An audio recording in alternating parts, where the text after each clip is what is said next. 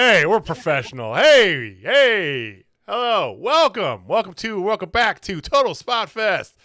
You got Austin Reddick, JJ, Jamie. We are coming at you earlier than expected. Thank you, Tony Khan, with our 2023 All Out review. So, guys, how's your Labor Day going? A lot better since that thing wasn't an 8-hour marathon like the last one. Yeah, going well. Pretty solid, fun night of pro wrestling, and not having to work tomorrow. Can't complain. But cheers, I got my tequila here. So, bing. I got water. It's all right. It's all good. I'm excited. I was we made mention of this as we were kind of prepping to get on here. You know, it would have been really nice to have a package deal for All In, All Out, but boy, was it worth the $50 extra this week. I mean, absolutely. We're gonna get all into it. We have a title belt to put on the lines. Jamie won that just last week. Got a new pay-per-view to talk about coming up really too soon, but we'll get to that. I do want to say though, thank you for watching. Thank you for joining us. We do appreciate you guys giving us some of your time. If you are catching us live, drop it down, a comment down in the chat down below there. If you're catching the replay, you can just hit us up in the comments. Holler at us on Twitter at Total Spotfest. While you're down there as well, too, like, subscribe, share, all the stuff. Yeah. So, all right. Before we get into it, just quick little programming note. So Wednesdays, every Wednesday, if you don't know, if it's your first time here, hi. We are live with weekly kind of AEW and general wrestling recap show. This Wednesday we're not going to talk about it tonight, but we're going to talk about the continuing drama that is Jamie's favorite wrestler, CM Punk. Charles Montavious Punk. I wouldn't say he's my favorite, but I mean, well, you came out, you made, because you had been going in a direction, and all of a sudden it's like, wow, you're a Punk Mark all of a sudden. You're defending him and all this shit. So, at the time, the information given, I wasn't against him. I was definitely I was like, he was in the right. But now since then, more information has come out, and we'll talk about it on Wednesday. Yeah, more deets there and everything. We don't want to spoil it because, like I said, for all intents and purposes, this was a fantastic. Let me ask you before we get into this, guys. All in, or just we'll talk about all the matches and all the whole thing. All in, all out. Which one did you like more? All out? All out. Ooh. It's tough, right? Yeah, so Jamie, which is his favorite daughter, you know? I mean, I have one. I know you do. I know which one it is. I'd have to say All Out as well. Honestly, there's two big reasons why I say All Out. There could have been three, but two for sure. So, all right. We did our picks. We did them before Tony Khan decided to finalize the card because, why? So why not? We did not get the Danielson Ricky Starks match on our pick sheet, but then we were texting back and forth. We all would have picked the same thing anyway, so it was a wash. Yeah. No big deal. We also did not pick the 0-hour matches, so those don't factor into our pay-per-view title competition, but we'll talk about them here. So, Jamie, why don't you go ahead and lead us through? I got the picks pulled up here so we can talk about them as we go, and let's talk about All Out. All right, so we'll just power through the 3 0-hour matches. So you started off with a battle royal because you always have a battle royal at All Out. This is a over budget battle royal. Winner donates $50K to a charity of their choice. So we had quite a few people. We had Tony Nese, Serpentico, Sean Spears, Commander, Angelo Parker, Dalton Castle with the boys, but they weren't in it. Darius Martin, Chuck Taylor, Khan, Matt Menard, Jake Hager, Mark Davis, Daniel Garcia, Scorpio Sky, Action Andretti, Kyle Fletcher, Tony Beretta, Teo Leona, Brian Cage, and of course, Adam Hangman Page.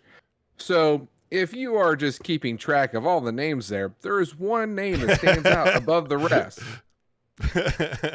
Action Andretti. Yes, absolutely. beat Jericho twice. But no, in a shocking turn of events, folks, Adam Hangman Page wins. And then later in the night, you do find out that he donated to the the Chicago Public Schools Fund or whatever, in order to help the kids, which is great. He used to be a teacher, but yeah, so it ties that up nicely with a bow, but yeah, okay. All right. So, did anybody want to talk about any of this? I mean, there was a great 10 Daniel Garcia dance-off thing. That was the highlight of this whole thing for me. I don't want to talk about it, but I have one comment I'd like to make about this. Well, this is a bifold comment, but first of all, I'm glad they're still using the over budget moniker, because that was from the original All In, when they were just punching stuff in, and it was like a funny little nod to, because they had just a bunch of people that couldn't fit on there, so they called it the over budget battle royal. And I just thought that was, I love the terminology. And battle royals are always fun. Actually, it's a really good idea to do for a pre-show. Absolutely. Cool. Absolutely. It's fun way to kick off the show, warm up the crowd, you get to see things. My only complaint about the Battle Royal is that I don't feel like we got enough people you either haven't seen in a while or been gone for a while. It was just kind of the same guys you normally see on Rampage plus Hangman. It was fun. It was fun. It was a little time, but yeah, you knew who was winning it going in, but yeah, still a fun little Battle Royal kick off the show. Then you happen to have your first of 2 women's matches of the night. First of 2. That's not an incorrect statement. 5-hour show. Hikaru Shida, Willow Nightingale, and Sky Blue going against Mercedes Martinez, Diamante, and Athena with Billy Starks. So, obviously, Billy is there. But this match was not bad until the end. That's probably the best way I could say it. I mean, they got the cheap pop having Sky Blue win with a Code Blue-ish thing. It was probably her worst Code Blue I've seen her do. Yeah, that's unfortunate. It was a match. It happened.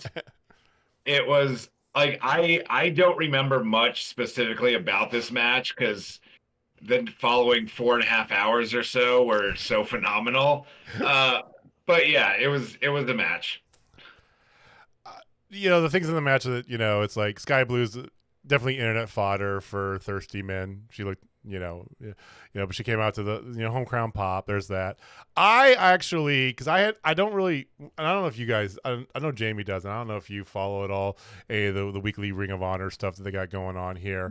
But Billy Stark's pretty much in Ring of Honor. She's currently injured, but they've latched her onto Athena, which is smart, and they made her she's like. Athena's begrudgingly take her on as her minion.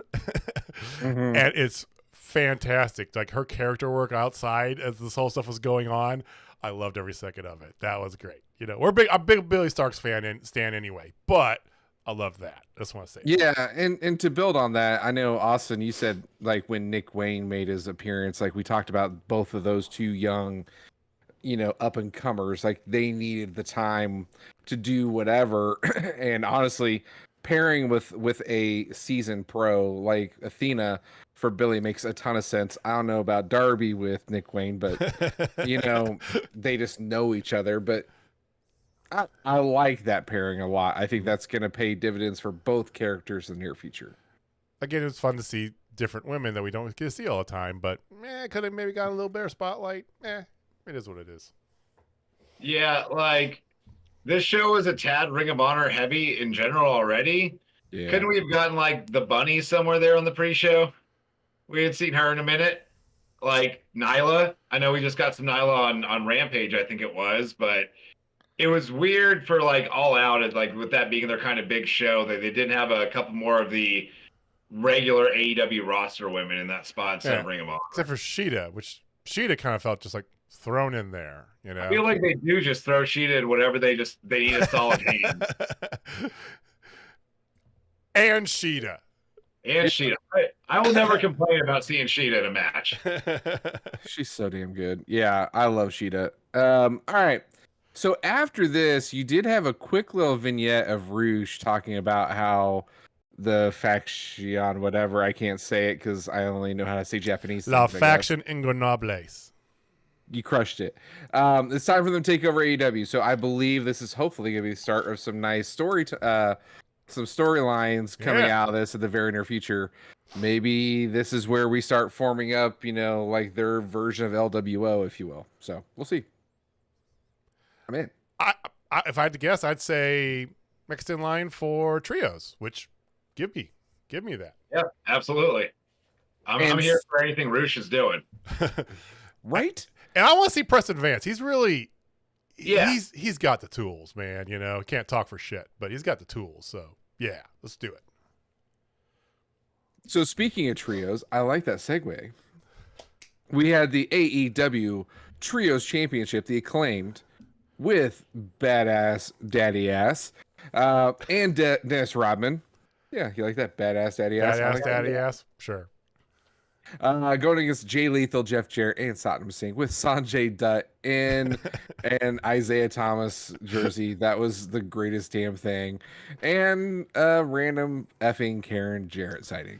The starting lineup entrance for that team was phenomenal. Like the crowd started going like, yeah, because you know what it was. And then here comes out Sanjay. It's like, oh, boo. Oh, it was so good. So damn good. Yeah, I was so good. Such a fan of that. This match actually was pretty damn good. I liked how they did get Dennis Rodman involved, and he was able to hit Satnam Singh with the guitar, because originally Karen Jarrett was going to try to, and of course Aubrey and Karen got heat, so that was well played. Everything worked out well. They got a mic drop. There was a Scissor Me Timbers. You had everything you wanted. Winners, and still your trio champion, Acclaimed with Billy Gunn. A nice, fun, comedy-esque match leading into the main card, kind of while you're getting your hot dogs and your beer and settling in. Perfect. Good booking. Yeah, get your 12 minutes of Jeff Jarrett and then get on with the show. Perfect. Yes. Like, yes. It's just a perfect way to end the pre-show to kind of lead into the pay-per-view proper. But I love how well Jeff Jarrett works in AEW in these kind of spots. Like, just something that the crowd's going to enjoy to keep them from just sitting on their hands before the show starts. I reluctantly agree. And I say reluctantly because when he came over, Jamie and I had a big, long discourse about this because, it's like my worry is that Jeff Jarrett's going to try and gobble up. He's going to be like Jericho, trying to gobble up more screen time, right? And initially he did, right? But he settled nicely into this, like you said here, where it's like, okay, I don't mind this, right? That kind of mid-card-ish, Yeah, and like the way he works, it's still good for their TV product, but he can work with anybody on the roster. They want to get a little bit of shine. Yeah. Like, nobody comes out of working with Jeff Jarrett looking worse, and they've got an endless roster of talent they can throw into a program with him for a few weeks. And he can lose forever, and it won't affect him. You say no one comes out looking worse? Jeff Hardy?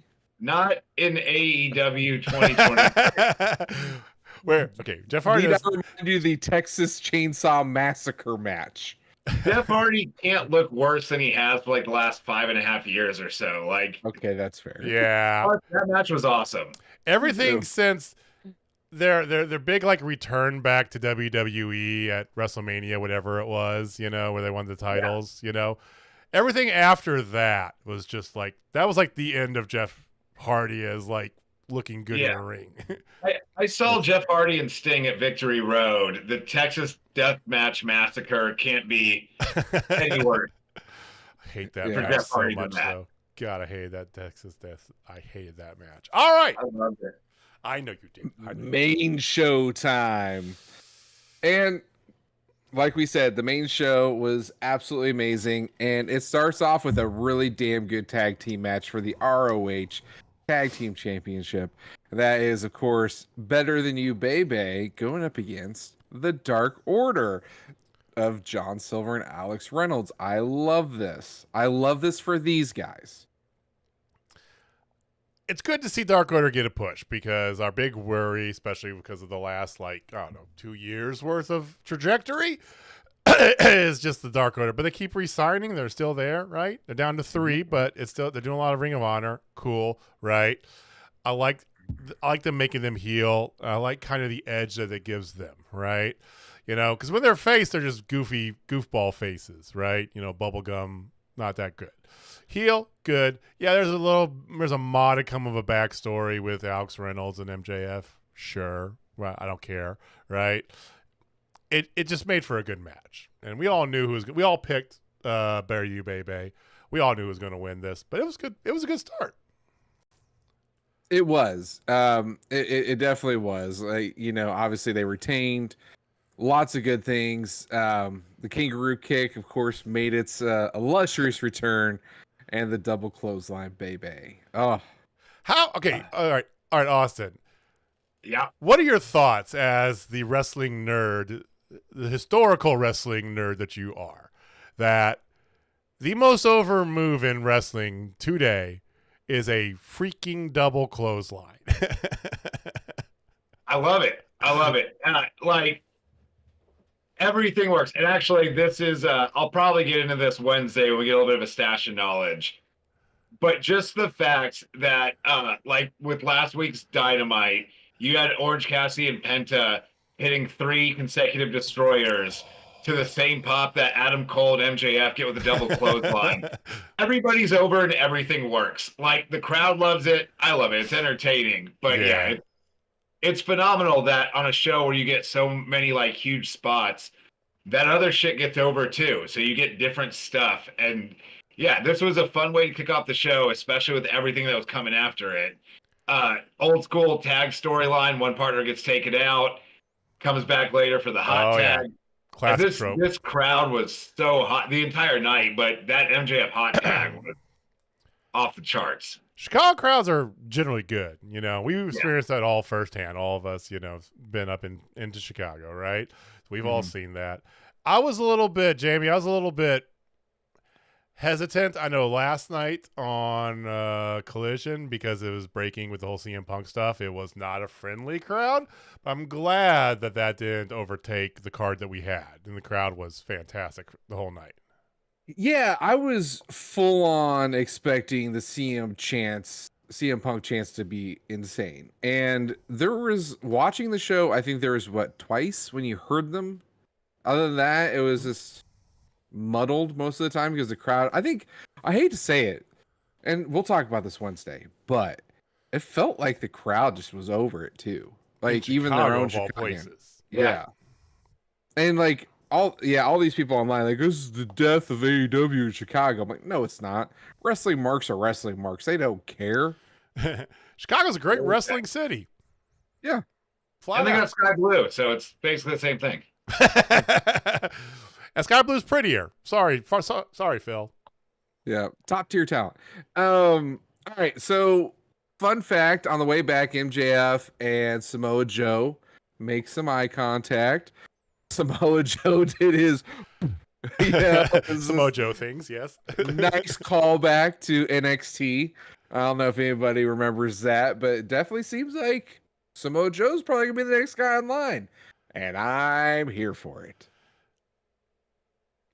Oh, I think you're referencing the Keith Lee, Adam Cole into the stands, right? No. The back in Samoa Joe's NXT days, MJF was an extra, and they're doing the Goldberg entrance. Oh yeah. Shoulders him. I remember. Okay, yeah. Sorry. Oh, dude, it was but I'm in on this one. They said that it was real, whatever. It was not. All right, so then you had Shane Taylor versus Samoa Joe for the ROH World Television Championship. It was good to see Shane Taylor, honestly, because he's an old ROH guy. I love Shane Taylor. But if you're a moron, you didn't pick Samoa Joe. None of us didn't pick Samoa Joe. And I just want to do one thing real fast, because it's my first time of the night here. Big meaty men slapping meat. Yes, this is big meaty men slapping meat match number 1 of the evening. Oh, and it was I know you were super pumped for this, Austin, so I'm gonna let you kind of roll with it. But I've been a long time Samoa Joe, Mark. I loved all of this. You know, the only thing I didn't get was a solid Uranagi from him, naturally because of physics. But it was great. So Austin, you go to town on this here. I know you want to talk about this guy. Yeah, I was really looking forward to this one, mostly just because I did get to work with Shane quite a bit down in Texas, the better part of a decade ago. It's been a minute, but Shane's a super great dude. So it's always awesome when you see people you know are genuinely good people getting opportunities. Like I never would have, even when knowing he was with Ring of Honor, I never would have thought we'd get a Shane Taylor match on All Out, and especially a singles match against Samoa Joe. The match was really good. I think it was largely overshadowed by the rest of the show, but I'm glad it was, put on second so that it didn't have to follow what was to come, because we'll get into it, but not long after we got a even bigger meat fest. Yeah, great to see Shane Taylor out there. This match was as good as I had wanted it to be. It was real fun to see that, and yeah, enjoyed the shit out of it. Excellent match.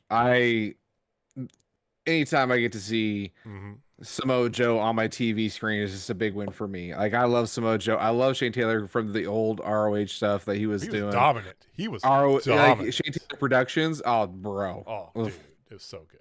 And what do you think? So you think Joe might be kind of putting in line here for interim until we get to maybe Full Gear-ish to be like in line, take a shot at the MJF, perhaps?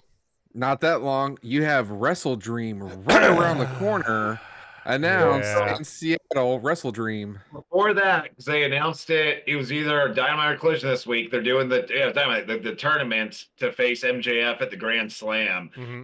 I would be 100% on board with Samoa Joe tearing through that tournament and getting a babyface MJF versus Samoa Joe at Grand Slam, especially if you're leading to MJF and Adam Cole Part 3, probably at Full Gear, whenever that turn's going to happen. Like, if you're going to let the tag team thing run for a while, which you should, it's been great, it's over. You don't need to jump the gun on it. No. Samoa Joe's a great monster to build up and feed to MJF before he moves on to actually blowing this thing with Adam Cole off. And Samoa Joe's one of those. Like, he can lose and it doesn't fucking matter. And you always believe he can win too. Absolutely. Like, I would not be surprised to see them just randomly put the AEW title on Samoa Joe. Oh, that'd be so awesome. That'd be cool. I don't think it'll happen, but that'd be cool. I think it's good to let, especially because of the way you're going with this here, let Cole and MJF percolate for a little bit, right? Kind of put it on the back burner, like you said, so that when that turn happens, all of us who've been we're counting on it for London can be surprised when it happens, which is just, that's what you want. I mean, as long as crowds are still losing their shit for a double clothesline, keep printing money. I mean, they made a new shirt for the thing, and it was had the Bulls theme on it, 23 on the back, and instead of Jordan, the D clothesline. Everything runs its course, but when you've already struck gold, don't go dig somewhere else. Just ride that out. So that gives us 2 matches thus far, and like I said, pretty simple, 2-0. We all got 2 points. And this is where it could possibly change. So you had Luchasaurus with Christian Cage going up against Darby Allin with Nick Wayne. That's probably the best way I can put it. This match went exactly how I expected it to go. That's all I gotta say. This match did everything I thought. Luchasaurus looked dominant, as he should. It was a Darby Allin match? What? It was a Darby Allin match, yet there really wasn't the extra part of Darby Allin except for a minute. He had a minute flurry, maybe 2-minute flurry. I mean, there are some of those spots where even for Darby Allin, I'm like, God damn, that man's gonna die. They said he got medical attention, when they were doing the vignette things. He was actually jacked. Darby. I mean, I remember Darby was saying this week he was beat up from the coffin bump at the end of All In, but this was the most I've ever enjoyed a Darby Allin match, and his matches are always good. I don't hate Darby Allin matches. I just don't personally care for the Darby Allin character. It does nothing for me. Luchasaurus looked like a star in this match. And like he looked exactly what you want Luchasaurus to look like. He is a monster killing machine. And it almost hurts him a little bit with the crowd reactions because he's so fucking cool you don't want to boo him. And I know Christian helps with that because Christian get the heat, but Christian's so entertaining. I have never like been so personally invested in like the outcome of a match, and I was sitting there just begging, please don't take the title off Luchasaurus yet. This has so much more life to it. Yeah.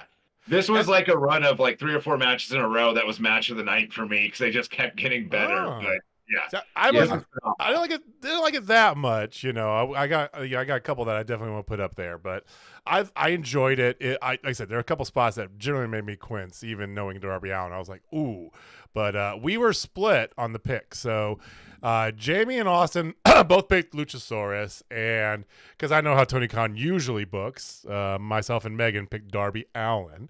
I thought for sure at the end there, where it was the 1-2 kick out that he went for the quick kind of switch over and change. I was like, oh, that's where he's going to win it, and no, he didn't. My favorite part about the whole storyline, though, I will say this, Austin. I don't know if you or Jamie caught. Did you guys catch Collision this week? Yes, I did not. All right.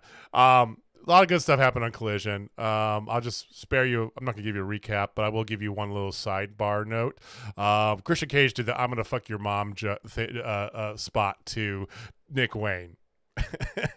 Perfect. It was I can see. I never asked what your mother's name was. It's like, oh, dude. And he starts going into it. The whole crowd's. Oh man, it was so good. It was so good. He's probably the best heel right now. Oh my god, so he's fantastic as a heel. This is the heel. This is the Christian that I never really gave a shit about Christian, even when he came over to TNA, until he became like the heel in TNA, which is this, because this is amazing. And when he turned into this, I was like, that's the Christian I like. And his best work is that just super shitty heel, and this whole kind of gimmick with him and Luchasaurus is so like old school pro wrestling. You have the shit talking heel with the near unstoppable killing machine next to him, and this is like kind of one of the first real feuds they've even had since the title, since picking up the title. Mm-hmm. You could run for quite a while with this before you need to take that title off Luchasaurus, and Luchasaurus looks better every time. They finally found what to do with him. I think as the babyface backup to Jungle Boy, it was kind of whatever, but he just looks so badass with like all the black and just murdering people. Well, I mean, Jurassic Express was fun, but it also had a shelf life, basically. Yeah. Would you consider what you could do with him? Would you consider Luchasaurus their Kane? I thought about that earlier. Funny you mentioned that. What I was saying about Luchasaurus almost looks too cool to boo. OG Kane was like that too. Yes. Like, he was a heel. You didn't want him to murder the baby faces you liked, but you didn't want to boo him either because he looked so fucking rad. I would say I totally got Kane vibes from him in this past. I would say yes too, because with that, again, it doesn't matter if he wins or loses. You want to kind of just see him, right? And that's what I like about him too, is he does give you the Kane vibes, but he also can lose without like killing some of his mystique. Love it. So first loss comes in. Megan and myself lose. We actually varied on several matches here in a couple different ways, so it gets a little interesting as we get a little deeper here. But that's where we stand right now. Yeah, this one we definitely didn't differ. But this is probably JJ's match of the night. This is Powerhouse Hobbs versus the Redeemer, Miro. Not my match of the night, but a solid number 3 for me. Well, I kind of figured because it's big meaty men slapping meat. Hold on, it's big meaty men slapping meat. There we go. I had to hit. They even, hell. Excalibur even said it at the beginning of the broadcast. Big meaty man slapping meat. That's all there is to it. Dude, Miro looked so freaking good. Hobbs looked amazing too. Let's be honest. this match was pro wrestling at its absolute best. Like this was Yes. everything that is just fun and super enjoyable about pro wrestling. Like I said a little bit ago, Darby and Luchasaurus, I was like surprised after that match how much I enjoyed it. I was like, oh, that might be kind of hard to top. And then this came out and topped it. I was surprised how much time they got, but they deserved every minute of it. And the crowd was 100% into everything they were doing. They were riled up. There was so many variation of meat chants, which made me proud because one of my crowning achievements going to live wrestling was able to get a meat chant started on Moonshine Mantel when we were out at the ball fields at Journey Pro. And it started with slap that meat, and then it just turned into anything meat. Like meat became like the verb to use. And then it just every time there was a below, it just was responded with meat. And then fight forever in tandem with meat. I mean, there was just meat all over the place, and the match put up too. Oh my god, it was fantastic. And the crowd made this match so much better. Like, it's not often you see a crowd enjoying themselves that much during a match. It just puts it over the top. So, like, one of my favorite parts was I thought that Hobbs was straight gonna steal the game over there for a minute. Like, he got on. I'm like, oh, I love a good stealing of a move. Some heel shit. Didn't quite happen. Miro got the win, but the big news out of this match, ladies and gentlemen, something that we felt like has been way overdue. So Hobbs and Miro shakes Hobbs' hand afterwards, and then Hobbs goes and starts attacking Miro after the bell, everything, and then here comes the artist formerly known as Lana. CJ Perry smacks Hobbs over the head with a chair, and then the Redeemer himself looked odd at her, didn't hug her, nothing, and just kind of walked off. Yet he's always talked about her as his hot, flexible wife. And if you forgot that, it was on her entrance graphic on the Jumbotron. So I haven't seen Lana in so long that I'm like watching her walk out. I'm reading hot and flexible above it, and it still took me a second. I was like, wait, who is that? And I was like, oh no, I'm just dumb. That's Lana. Yeah. Miro walking to the back, staring at her, going, "You're not real. You're not real," was popping the shit out of me. Well, so good. I have long, pontificated about my love of Miro, right? That if done right, if given the freedom and some time, given some screen time, because he could do gold. He's amazing, even though not being a native, being an immigrant and all that, not being a native English, he can put a story together. And if you really kind of pay attention, because I know that they all kind of blend together, his promos, right? Both before his kind of absence and after, right? But if you pay attention to the whole arc, the way it's gone, and you really listen to it, because he was fun, Kip Sabian buddy, then he became the Redeemer, and then after he lost the TNT title, then he was feuding with God, which was always good times. And then there was the whole House of Black thing, and then he was out. He did, TV, pilots and all this, whatever, Hollywood stuff. Came back and talking about how he no longer needs God and this, and he's going to become the God for Hobbs and for everybody else, right?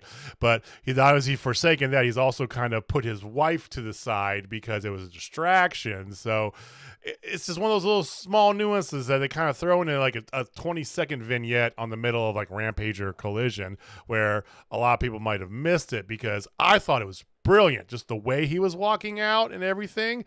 I ate all that stuff up ahead of time, and I love this. And there's a lot of legs you can do with this, and it's an easy to do, Jamie, to give him 4 minutes of screen time every week without having to put him in a match every fucking Wednesday, right? It's fantastic. I absolutely loved, as soon as Miro got in the ring, Hobbs jumped him with a lockup before the bell, and they just started going right at it. It was such a nice touch. Really quick on Miro before we move on. Now, all I want in the world is for next week on Collision, Miro to come to the ring, and then all of a sudden Christian walks out and says, "Hey, Miro, I heard you lost your God. You know, some people refer to God as the Holy Father. And then pick that off and give me Babyface Miro and Luchasaurus for the TNT title sometime in the near future. Please, they need to do that. Because to your point, the Darby, I don't think you could put that on the shelf as well. It's kind of like the MJF Cole, right? You can come back to him and Luchasaurus and Christian, sure. Always. And I mean, I also think that's a good chance to, you know, maybe give Darby a week off or something and then just jump into something with someone else. I don't think that really needs to be followed up on by Darby. No, you don't have to make Miro a new plan. He's got storyline now with, you know, CJ that you can run with. But in the meantime, that's a great booking idea. Dude, that would be so good. It would be amazing. Well, and I am 100% here for it. This was the last time of the night, though, that we had. Big meaty man slapping meat. That's the last time I hit the button, I swear. Okay. Big meaty man slapping meat. All right, ladies and gentlemen. Now we we're all on get to that right. these. We all picked Miro. We all picked Miro. This is where it changes a little bit too, because somebody is a homer. But that's all we're gonna say. Supermark. You knew this. There wasn't even a question. It's like there was no option not to, right? There's always options. Like when I do fantasy football, I don't pick with my heart. I pick with my head. I legitimately see. I'm a believer. You know, maybe that's just the Mizzou fan in me, because in essence, Ruby Soho, Ruby, is kind of like the Mizzou of women's professional wrestling, right? He's up there. Sometimes gets the spotlight. A lot of times, kind of falling under the radar. Never wins the big one. And Jamie's laughing because he dogs me on this with the whole national championship. But the thing is, it's true. Unfortunately, it's true. It does hurt. Sometimes the truth hurts. I have a Tigers. I have a Mizzou tattoo, and I am committed to Ruby Soho. So I picked Ruby to win. Ruby's floor and ceiling are a straight line. That's very accurate. And the worst part is that she's such a good worker in between. Like she'll be there, right? It's just an unwritten law of the pro wrestling universe. Ruby Soho gets there, but doesn't get past there. She'll be like Christopher Daniels. She'll get like a title shot when she's getting close to the end, right? When he won the ROH world title, right? It's kind of one of those. Let's put the belt on CD. He deserves at least. I can see her getting an ROH women's title run sometime before calling it quits. Just give her a title. Come on. Yeah. Maybe a TBS title run. We should have had it tonight. It was. What did you guys think of the match? Because this was the only women's match on the main card. It was good. I mean, it was right. We've seen these two go before. It's been good. You know, they know how to work. They got Not different gonna styles. lie, it's pretty much the same match I've seen them do like 3 other times. It's true. Yeah. Okay. Yeah, go ahead. Yeah. Okay. That comment has resonated on previous Kris Stantlander matchups as well. And I don't want to, you know, it's like you don't want to go jump to that conclusion, but when the evidence is presented to you, I kind of feel like there's a ceiling on Kris Stantlander as far as she goes, right? You know? There absolutely is. Yeah. She needs something. Like her ceiling's here, but if she had like a mouthpiece or something, her ceiling could potentially get better. But just even in her matches, she kind of does the same things. You know, it's like not like John Cena, you know, 5 moves of doom, same, but it's not far from that. Kris Stantlander can execute every move in there as well as you could ever need to. Mm-hmm. She can move around the ring as well as you ever need to. She's got size. Kris Stantlander lacks that like level change and like the intensity in between stuff. And between the trios match on Collision and then on Dynamite and tonight, I have seen like 20-something-ish minutes of Kris Statlander wrestling in the last half week. I have never seen her as a babyface give me a reason to want her to win. Like, I haven't really seen that fire. She's just out there wrestling. And the wrestling itself is good. It's as good as it needs to be. I thought this match was like, it was executed well. It was fine. But the crowd didn't really have a problem with Ruby winning, especially Ruby being from Indiana. Is pretty close to like a Chicago girl, that kind of close Midwest scene. Even with, you've got the outcast, you've got the cheating, you never really saw that intensity out of Statlander to like really get you behind her or care either way who won. And it took away, like, I would say the crowd was probably less into this than anything else the night. And it wasn't really the match itself. It was just, they weren't making them care. Especially after getting bad placement after the meat match. Yeah. That was going to be hard to overcome. But I mean, the crowd was willing to be open to anything. They were hot for some stuff during the match. Mm-hmm. Toni Storm got a huge pop when she popped out from under the ring. All right. Oh my God, that was great. Let's talk about Toni Storm, Jamie. Come on. Yes. I love Toni Storm.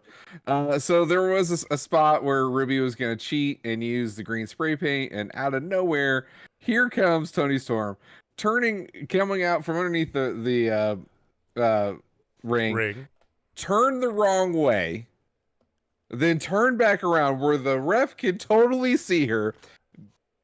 Didn't matter. This is wrestling, folks.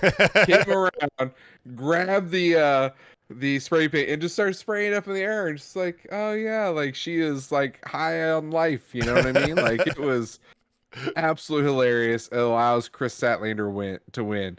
But to your guys' point, if I may interject into this conversation. Please do.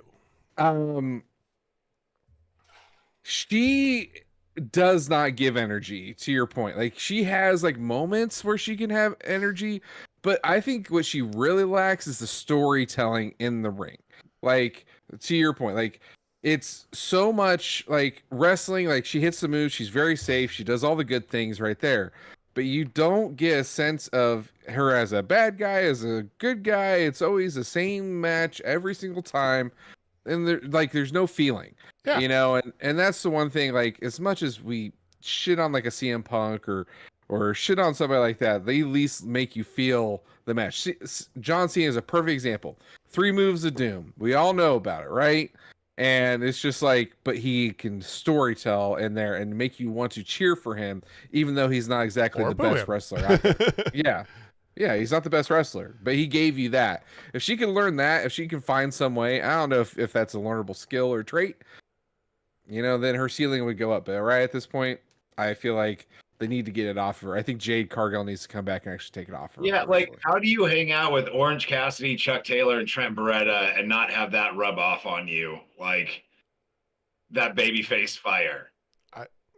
I don't know. Especially from Orange Cassidy. Yeah. Jesus. That match. Put a pin in that. We got plenty to talk about OC. Really quick with Tony. I got one more thing about Tony T, so go for it.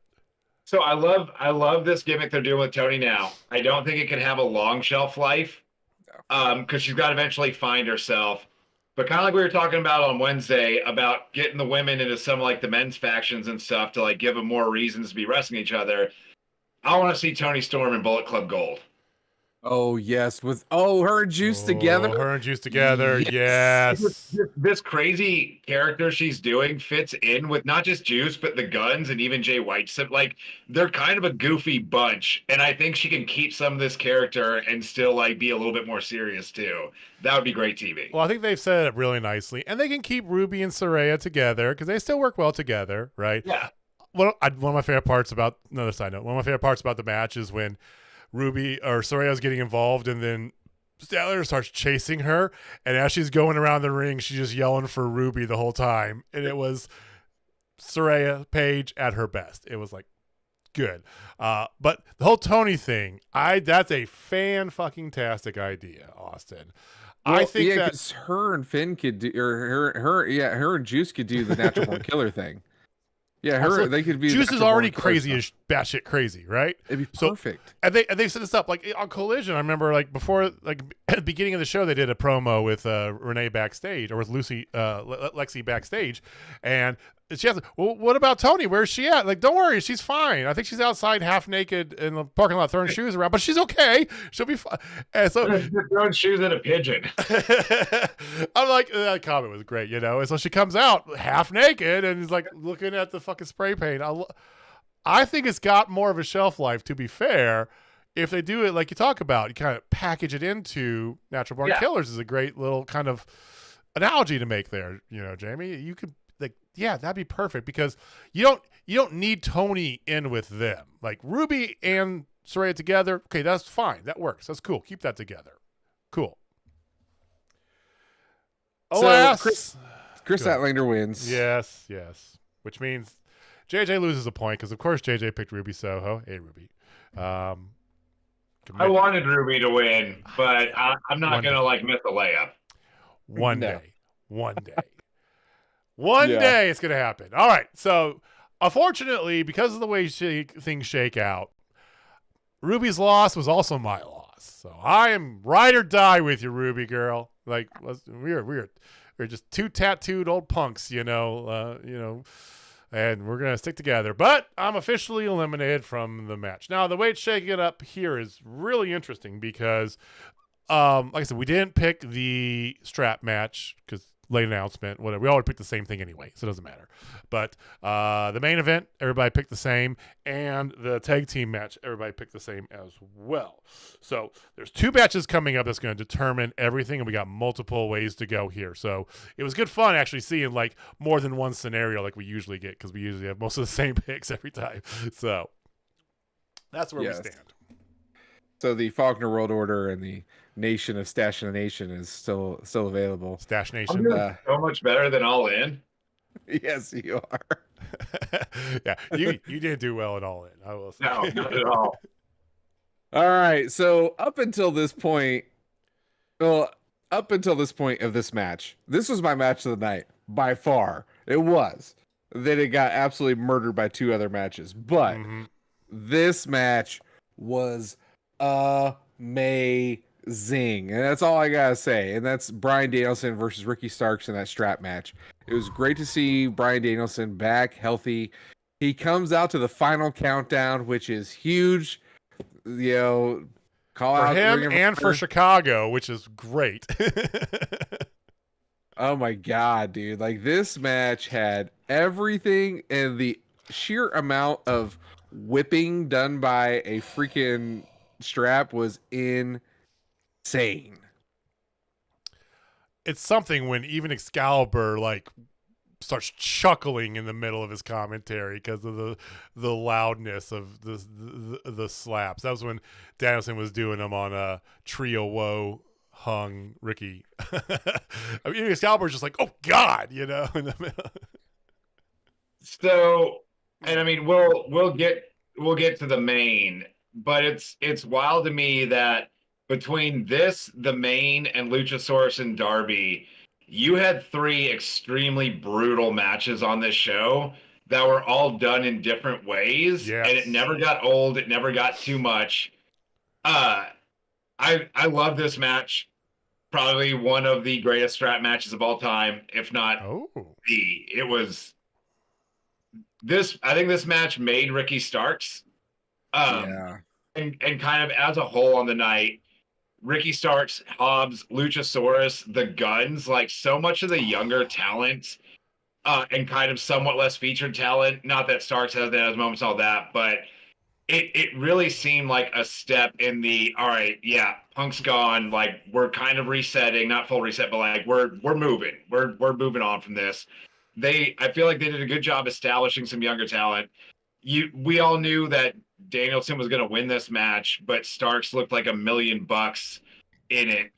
I do wish that a match that was this good and such a brutal strap match would have had a little bit more story going into it, but that would have just been a cherry on top of what was an all-time great match. Oh, they had a week to put this card together, so yeah.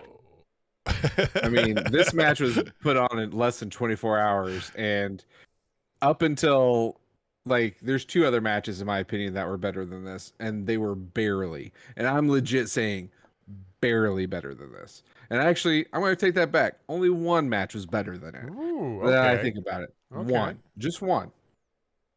And this match was everything. It felt like this has been a blood feud for 6 months. That's how good of a match it was. Talk about storytelling. Holy shit. To be fair, Danielson can do that with 5 minutes notice anyway. Just to be fair.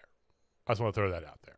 But Arguably the greatest of all time. the fact that he is back and he is there and he's there to do this, and talk about timing, Austin, you nailed it on the head. You know, we were talking. We have a group chat going on with some friends that we got. Jamie and I do, and we were talking about the whole CM Punk thing. Once again, we'll talk more about that on Wednesday. But we were talking about, you know, what's this mean? They're going to try and get another veteran, and I go, no.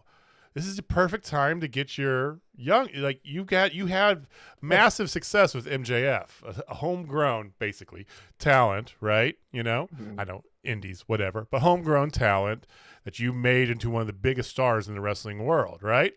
You've got these, do it more. That's what WWE did in the late 90s to become what it is. You know, they took Hunter Hearst Helmsley and all the, you know, Rocky Johnson, you know, and Rocky Maivia. I'm sorry, Rocky Maivia. Rocky Johnson was his father. Rocky Maivia, and the man formerly known as Stunning Steve Austin, and made gold out of them. Right? Do that, and I didn't think it'd be 24 hours later, but my God, you're right, Austin. I mean, I was not sold on the whole Ricky Starks going back to heel after he just made a big face turn. But it's working. He's so good. He's so good. Oh, so good. He's so good. Sick. So Danielson wins. We didn't have it on our board because all of us would have picked Danielson regardless. We would not. I would have not picked a Ricky Steamboat intervention in the middle of it. I also didn't see them giving Ricky Starks the Stone Cold Steve Austin WrestleMania 13 moment of passing out in his own blood. That's the thing too. Like, I like them turning Ricky Starks heel because I think the crowd's going to still be cheering for him to a pretty substantial degree. Like, he's just going to be over. Everyone's going to have a reaction one way or the other. They just need to keep running with that because he's money. We all stand Ricky. Yeah. 100%. Ricky. Okay. So after this, you had another excellent match. You had the BCC, Claudio and Wheeler going up against Eddie Kingston and Shibata. Oh man, it's so fun seeing Shibata on my TV screen because he epitomizes Japanese strong style. Every time I see him, I forget about how much I like him, right? Because he's over in Ring of Honor. I mean, we don't really watch that much Ring of Honor because you gotta buy it from their fucking app or whatever, right? You know, the standing STF into a ankle lock was ridiculous. Oh, I liked him and Claudio's.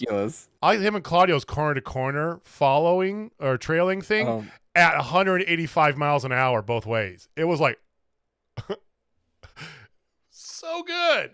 I just still loved it. Like that whole section, like when he had the ankle lock and Claudio hit him and he fell back. And he fell down and the Wheeler's like, "Oh shit!" I was like, "Yeah, so good." Like, let's keep this up going. By the way, so the three of us all picked Eddie and Shibata, and Megan, as a matter of fact, picked the BCC. So this is one of those little wrinkles thrown in there. That's where we stand. Yeah, I was surprised by that. I thought this was a easy, just give the baby faces a nice win. This match had an uphill battle being after Dragon and Ricky Starks. But yeah, I was surprised by how much time this match got too. Like they let him run for a while. But yeah, this was real fun. I felt like the pacing of everything was actually done really well tonight. Absolutely. Like nothing felt like it was too short, save for the main, but even the main felt complete and whole, you know. And they were like well under his like 3 minute and 57 second target, you know, which he tries to hit, you know, or 358 or whatever weird number he keeps quoting. I don't know. Yeah. I will say anytime I get to see Eddie Kingston and Claudio go at it, just makes my heart happy because the disdain between the two men is just perfect. Like, you know, like again, storytelling, #storytelling. These two guys, like, they don't like each other and they always find a way to get after each other. But at the end, Eddie did hit a Northern Lights bomb, which looked awesome. Wheeler Yuta broke it up. Shibata trapped Yuta in a sleeper hold while Eddie was going to try for his back fist. And Claudio hit him with a nasty nasty European uppercut. It was probably the stiffest one I've seen out of him in a hot minute. There's a little and mustard your on winners, that uppercut. BCC. Yeah, BCC gets the dub. I love that finish. Just uppercut it out of nowhere, pin him. Eddie kicked out right after. Like it's rare you get to see just a move and a match. And like Eddie had taken enough damage, why wouldn't it? But yeah, it was a fun, unexpected finish. It's a lost art. Jamie, we talked about that. What about 8-9 months ago? We had a whole like topic one night. We talked about that. How you don't have to use your finisher every time. I think you were complaining about somebody's finisher or something, and we talked about how you don't need to use your finisher. Heat seeker. I think it was more than likely a heat seeker. Yes, but it adds gravitas to the moves within the match, because in a John Cena match, John Cena's going to win one of like two ways, right? You hit an FU or an STFU, right? One of those two ways, he's going to win it. But yeah, it goes to show, because you talk about how vicious Claudio's uppercuts are. Well, he won a match with it on a pay-per-view, so. Also, we would be doing a disservice by not mentioning Eddie Kingston's amazing T-shirt he entered in, the Claudio Sucks Eggs. Yes, and it's not on Pro Wrestling Tees yet. If it was, it'd be. Sure, it will be before too long. It's got to be. They got it. Yeah. They like making money. It might be a Top Rope Tuesday. Maybe that's what they're going to do with it. Yes. Jamie's going to buy it either way. So Megan gets the point on that, which keeps things interesting. So now we got 3 matches remaining. And of these 3 matches, the last 2, everybody picked the same thing. Okay? So it all comes down to this next match that we're going to go over. And Megan and myself had one pick, and then Jamie and Austin picked the other. So if Jamie and Austin win, it goes to a tiebreaker between just the two of them. If it goes the prior way, Megan's going to win outright. So that's where we stand with the belt.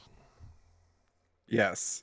So Kenny Omega, Kenosuke Takeshita, my God. So I did. Is this the match you put back below the strap? Yes. I put it back. I put it back below because I mean, this match. It's like two mirrors facing each other. That's all there is to it. Like, you have a 10-year younger version of Kenny Omega versus Kenny Omega now. Like, that's how I felt about this match. It had everything you'd want and then some. You had very little Don Callis, but you had just enough Don Callis to make it interesting. And this match had everything. The Blue Thunder Bomb is an underrated move, especially if you're a big, tall guy. Like, if you're a big, tall guy who can spin a dude like that, it looks awesome. Like, if you're a short dude like me, nah. I mean, I'm not that short, but, short enough. But it just doesn't look as cool. Like, it was sick. Like, everything about it. The Avalanche Blue Thunder, oh my God. The fact that we start the match off with Kenny getting thrown on his head. Yeah, I thought, oh shit, this like match 90 is over. seconds in, there's a concussion. Fuck. Oh, dude, this match was so amazing. Yeah, and like adding to what I was saying earlier with Luchasaurus and Hobbs and Starks and all them, Takeshita, this was really cementing him as a top main event guy. And it was a real good showcase of, like, if you haven't realized it yet, this is what you get with Takeshita. And it was, this was phenomenal. I would still put the strap matches slightly ahead of this just because of the type of wrestling I prefer, but only for that reason, because this was just as phenomenal. And the exact same reason I put this ahead of the strap match just a little bit, because I'm a Kenny Omega stan. Everybody knows that, right? So am I. You are too, I know. But I love like this. And this, does this have shades of Omega Ospreay? Yes, but for good reason, because Takeshita's right in that line of, if you're gonna make a family tree of styles, it starts with Kenny Omega, straight lines to Will Ospreay, and then just below that is Takeshita, right? Oh my God, it was so good. Like you said, just the right amount of Don Callis. Takeshita, you both were kind of, and you both picked Takeshita, and I picked Omega along with Megan, right? I figured because Omega's gotten some losses strung together, and because Takeshita's with Callis, you guys are saying it's time to elevate Takeshita. It's time to elevate Takeshita. And I go, well, you don't need to yet. You know, you don't want to bury, you know. But that's not what they went with. They went.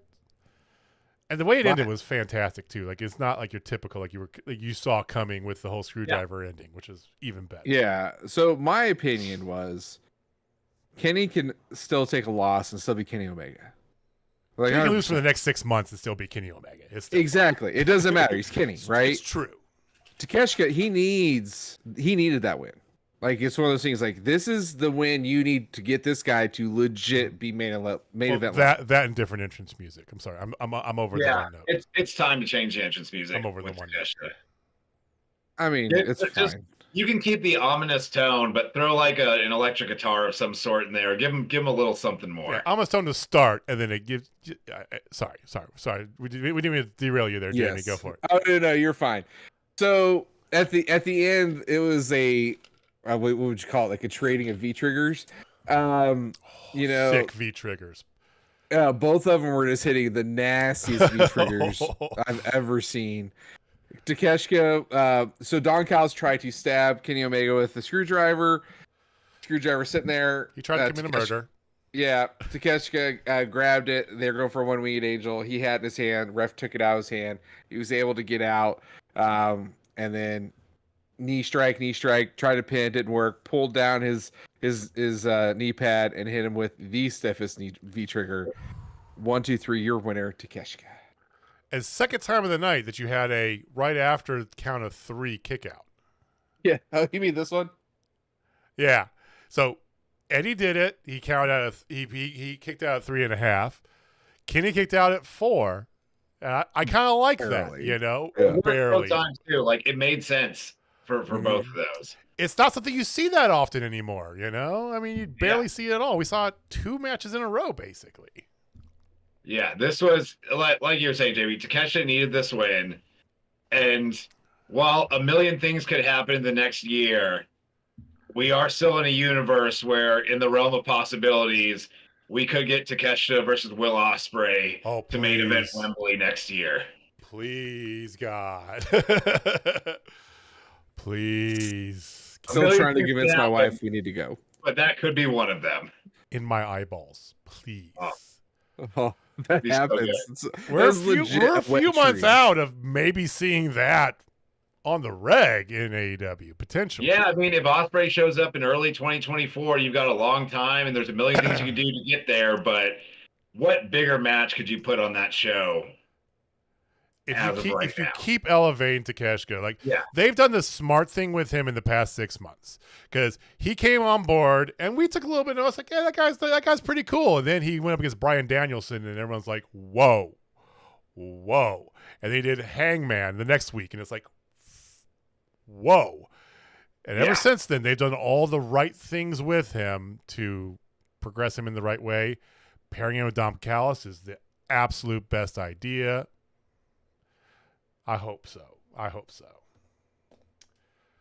So with that, Jamie gets a point. Austin gets a point. Megan's eliminated. I was not crying rivers for that. Sorry, Megan. And it's assured Heads up. I know. It's assured we're going to go to a tiebreaker.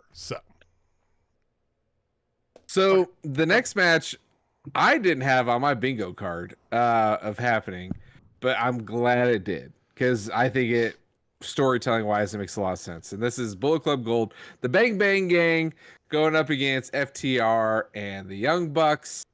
The Young Bucks came out to a relatively mixed reaction. I felt like there might have been a little bit of pumping in of cheers just to supplant it. You know what I mean? Like you just drip it out. Maybe a little.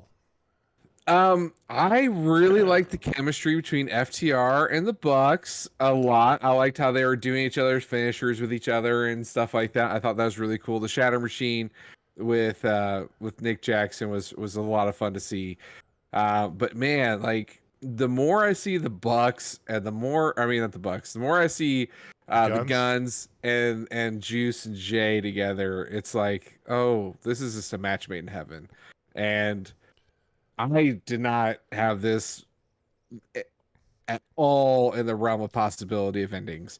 and it shocked me, and I'm here for it because I think it sets up a lot more between FTR and the Bucks. I don't want to say it shocked me necessarily. It surprised me for sure. But the more I think about it, it's like, well, duh, that makes so much more sense, right? You want to do stuff with Bullet Club Gold because you know you have gold on your hands, to your point. And to Austin's point from earlier, too, the guns. My God, how good. We've all pontificated about them over the past month and a half, right? We love the guns here.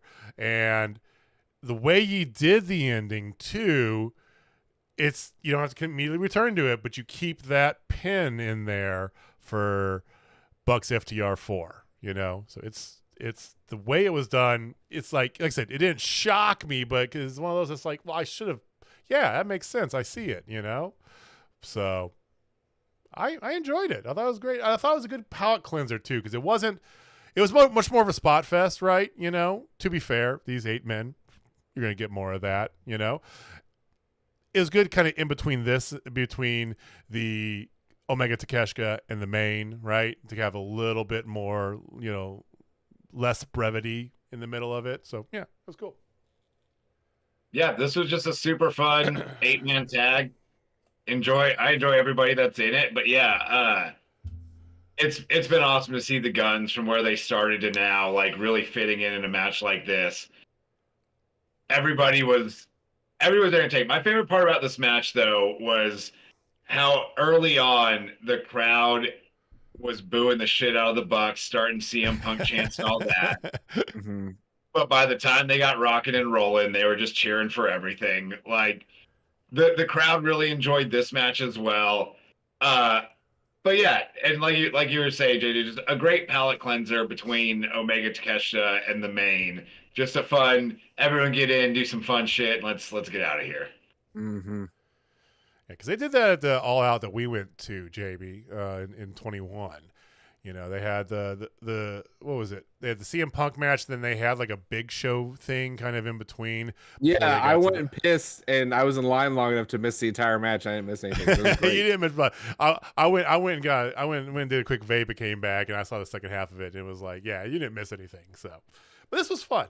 So, yeah, Bullet Club Gold gets the dub, and none of us had that picked. We all went the other way. We want faces. Happens.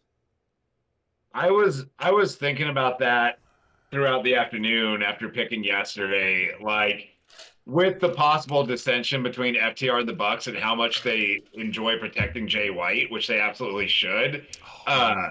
Should have seen that coming a little bit more. But either way, I thought this entire card, there really weren't any outcomes I'd be particularly disappointed by one way or the other, and that's part of what made this such a fun show. I had one.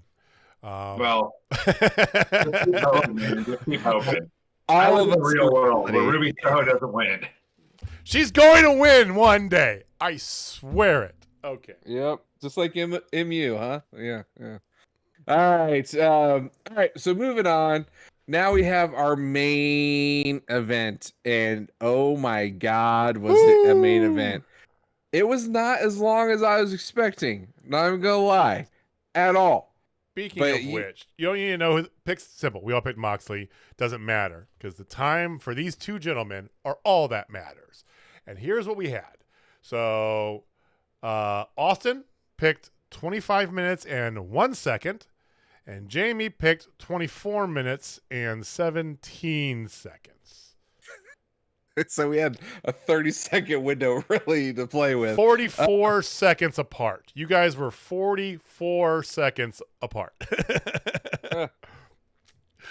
You told me watch a lot of wrestling. So this match from the jump was all gas, no brakes. It was the pacing was insane. That's all I gotta say. Like, I didn't feel like they even did the usual cool down. Like, you know, hey, we're gonna like pace this thing out. No, they just went at it. Before you get to that, though, what were your thoughts of? Because I mean, I did write one note down about this. What were your thoughts about like kind of the the intro to the match. Did it feel like a big time boxing match the way they did? Because they always do the Moxley thing, right? But they had like the full BCC with Danielson entrance coming in, and then a mirror image for Orange Cassidy with Best Friends and Stantlander, right? You know, I got the feeling of like an old time, like big boxing main event, right? You know, like that big match feel. Justin Roberts did the old school, you know, announcement after they both come out, right? You know, with the reigning and defending. I love the presentation they had going into the match. Or yeah, just absolutely. Me? And I'm hoping that was, I mean, obviously it was done intentionally, but I'm hoping it was done with the purpose of really elevating the international title since it was getting handed over. Like, with the AEW championship kind of tied up with MJF and Cole and their stuff, and it's still getting defended and there's big storylines and stuff. For your weekly TV, this was really a nice opportunity to elevate the international title and now give Mox a run of wrestling just everybody in Dynamite main events and defending this thing. But yeah, it felt like a big deal, and it felt worthy of main eventing a show that included all the shit we saw for the 3 hours before, 3.5 hours before. That was awesome. But yeah, Jamie, you go ahead. So, I mean, within the first like 5 minutes of this match, Orange Cassidy is bleeding like crazy. So I do want to call out one thing about this match that definitely did surprise me. Only one person was bleeding, and it was only not Orange John Cassidy. Moxley. Yes. We had a main event of a pay-per-view where John Moxley did not bleed. Insane. But John, man, John really brought out that sadistic side of himself, like going after the whole, like where he got cut, and like biting at it, everything, and he just brought it. Like he brought that just ferocity that I really enjoy out of him, and he brought it out at Orange too. And yeah, like I have nothing bad to say about this match. This is easily the match of the night. This could legit be a match of the year candidate because it was that damn good. I like personally, I like this John Moxley violence more than I do the deathmatch John Moxley violence. Because it's, you know, deathmatch, you get it. Cool, right? Here's a shitload of attacks, which gets me hyped up, but whatever. John Moxley with barbed wire rubbing it on his face. Okay, cool, right? This is just a wrestling match that turned into just violence, you know, but in a confined manner. So I like this version of John Moxley violence a lot better myself. Couldn't agree more. He beat the shit out of Orange Cassidy. Hopefully for 25 minutes and 1 second, but we'll find out shortly on the exact duration. Yeah. But yeah,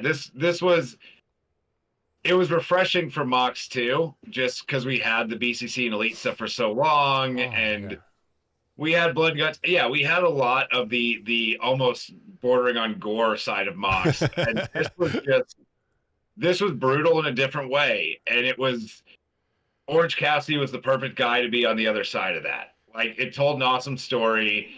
It felt, like I said earlier, it felt very much like a little bit of a change in direction for AEW with this closing out the pay-per-view and still being as over and as good as everything else on the show. Not that you should expect less from Mox and OC, but it is kind of different from what they've been doing with main events for a long time. But fuck, did it deliver?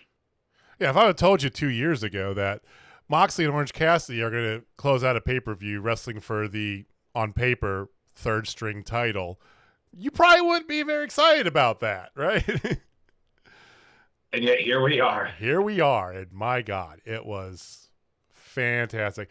I personally would put this neck and neck with Takeshita. I was thinking as soon as it was ended, I was like, which one of those two was better? And I don't know. I think they're right neck and neck. I think this one probably slightly above Takeshita Omega just because of the belt and you kind of, you know, like the weight behind it more. But, oh my God, it was so good. I personally think this match did two things. Like we talked, like it elevated the title, like you said, Austin.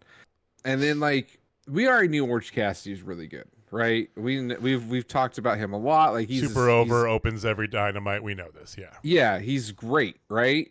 I think this put him in the stratosphere. Like, he's not only just like one of their top guys, like he legit could be the top guy. Like the intensity he had from when he put his hands in his pants and like he started off with the baby kicks and just they slowly got harder and harder and harder and harder. Yes, I love that. Dude, like that's the shit like I've been just clamoring for out of this guy. And it was sick. The beach break on the exposed ground, the sheer amount of blood that Cassidy lost, and then he kept fighting and kept going. Pig, man. Good God. Oh, this match was so damn good. Like it actually did 3 things. Okay, so it did both of those, but it also determined who our champion is. So once again, Austin 25 minutes 1 second. Jamie had 24 minutes and 17 seconds. And this match, thankfully, since we don't do Price is Right rules, came in underneath both of those times. So the closest to it was by default Jamie, because it was 19 minutes and 42.7 seconds bell to bell. Jamie retains the title. He defeats my prophecy of being the shortest reigning champion. Congratulations, Jamie.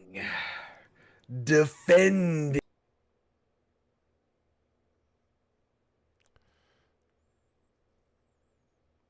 All right, I can unmute you now. Cool. All right. That's what we're on that name. Oh, your thing just came off. I'm just glad I did better than last week. Did you really just rip my badge off of that?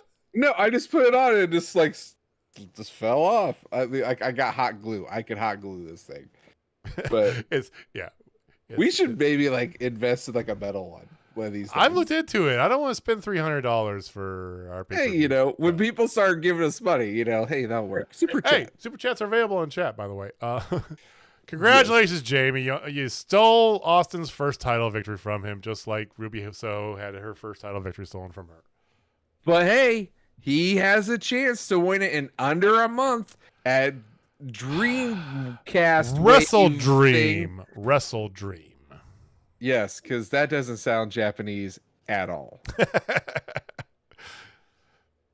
So, you had said, I think it's last week, maybe the week before, Austin, you hope to God AEW doesn't go to a monthly pay-per-view schedule. Yeah, looks like we're there. Yeah, we're getting closer to it feels like, because this is going to be now 3 months in a row. So this is officially their 6th pay-per-view, yearly pay-per-view, now that All In is a yearly pay-per-view.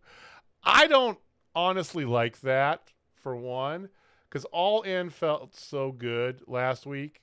It was like one of those like moments, right? And now you're going to try and lather, rinse, repeat that every year, right? Wait, wouldn't this be their 7th? You're counting Grand Slam. That's not technically a pay-per-view. That's on TV. No, I'm counting Forbidden Door. Yeah, I guess you could count. Yeah, that is. Yeah. That's kind of like half and half. So, yeah, but that's AEW. So now we're at the 7. Okay. Forbidden Door is kind of its own separate thing, right? All In, whatever. That's now going to be a yearly thing. So you get the 4 standards, Forbidden Door, All In, and now October 1st, Wrestle Dream in Seattle, Washington, where Darby Allin's going to win a belt of something or another. It better not be Luchasaurus's belt. I will be pissed if Luchasaurus right now is so effing good. So like with AEW going to the monthly pay-per-views, I think they will start to lessen quality eventually. But on the other hand, between All In and tonight, like I can't be that sad about more. Like they've been knocking them out of the park. Yeah. And I know for a fact that a good part of this is HBO wanting content, right? Yes. If we're going to get them on Max streaming, they want content. Whatever you think of the Fed, like to your point, we both do this, with Peacock, right? There's a pay-per-view every month to watch on the Peacock. So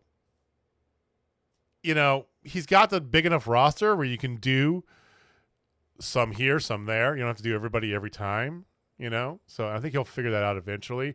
Personally, I like to see him do what TNA did back in the day, where they did every other month, right? Yeah, so I feel that'd be good. I'd be good with that. I think 6 a year gives you, more, but it's not overwhelming, right? So you just space out what you have currently, and then wherever Forbidden Door fits in, cool, right? But I just don't like. I really don't like that they have this 1 week apart, even though All Out turned out to be amazing, and All In was the event that it was last week, right? I'd rather see them space it out just a little bit. I mean, it's definitely going to be 4 straight months because there'll be Full Gear in November. Yeah. Unless they move Full Gear to December by chance. But then again, Revolution's usually in January. Yeah. So, Revolution's in February. Are they do it in February? Yeah, Revolution's February. Oh, okay. Why was I thinking January? Well, that's Royal Rumble. Yeah. If they go every month, then you automatically know they're going to have a Blood and Guts pay-per-view every year. You have a Blood and Guts. If we can get a women's pay-per-view in the middle of that somewhere, well, we need more women's storylines. But if we can get a women's pay-per-view in that once a year, that'd be amazing too. And then with the monthly, you did just have the international title main event, a pay-per-view, a week after the world title did. So, if they do go monthly, but maybe a different championship is featured in the main event, more often than not, sometimes it's fine to have the world title defended as the main, but every once in a while, feature one of your other divisions in a big main event that means something, and I think it can work.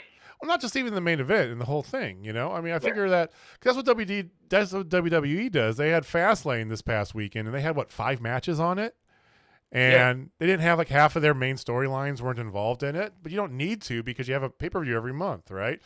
And I feel like what they did tonight, especially in a post CM Punk AEW, which amazingly enough they pulled off, featuring their young talent, right? And showing that they can do that. They can go on other paths and storylines, right? Now you have the TV content or you have the TV slots available to you to build up all these storylines. If you include Ring of Honor in that as well, you got 4 shows there every week where you can build up all these different storylines and different angles. And you start now to get Guns and Ricky Starks and Powerhouse Hobbs and, not just the Elite and Chris Jericho. Here's hoping. Well. All right. Well, we'll have plenty more to talk about Chris Jericho, I'm sure, because he has a match this Wednesday. But yeah, we'll be back next Wednesday. Congratulations, Jamie. You did retain the title there, fair and square. We will put it up again in a month, so we'll see what happens. So. Yeah. You guys let us know. What was your thoughts on All Out? Did you like it more than All In? Which one of those did you like better? And let's break it down because we really got 3 contenders here. All right. We had strap match. We had the international title. Omega Takeshita. What was your guys' favorite? Give us a comment down below. Hit us up on Twitter @TotalSpotFest. Let us know what you guys thought. Final thoughts, gentlemen. It was really fun to see Daniel Garcia do his dance all the way up the ramp. I forgot to call that out. Yes.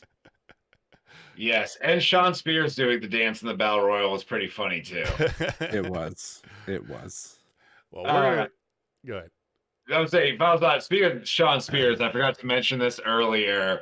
I want to say the probably the only kind of little bit of a downer of the night was when Christian was going to concerto Darby after the match. Sean Spears came out with the chair. Instead of getting Sting, you got Sean Spears and assorted job guys to chase off Christian and Luchasaurus. Luchasaurus should have just chokeslammed them one after another in succession and then gone right back to concerto and Darby. Give us the stinger, you cowards. Oh. That does one last thing and question for you guys. Real fast question here, and we'll be done. We had CJ Perry, and that was it. There was nothing post main. There was no Edge. Sorry, Jamie. It's coming. What do you think about that? That now we've had in 2 weeks 2 big pay-per-views. One of them the biggest wrestling show ever, right? And not a lot of flash an entrance. Is this Tony sticking with his guns of what he has currently? Yeah. It could be. It could be, but I mean, it also could not be an intentional choice. It could be something with dates, injuries, contract stuff. Mm-hmm. There's a lot of speculation, but like we don't fucking know if Edge is coming, if Edge is available for X amount of time. Mercedes Moné, we don't know when she's healthy. Moné, we don't know when she's cleared. And maybe sometimes it's just waiting for, the right story or someone to wrap something up for the person you want them feuding with. Seeing Edge come would have been cool. And going back to Concerto, once they started setting up a post match, they got me. I was like, oh shit, this might be Edge showing up. But you know what? I'm kind of glad there were no big surprises outside of Lana, which was what it was.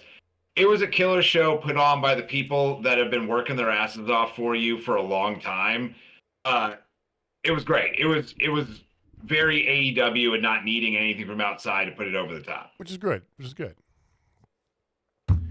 We will be back Wednesday. Join us for our regularly scheduled program.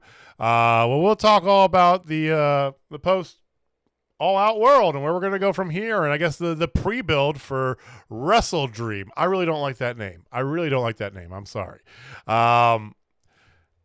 Thank you for watching. Thank you for listening. We appreciate you guys giving us some of your time. Jamie, take us home, man.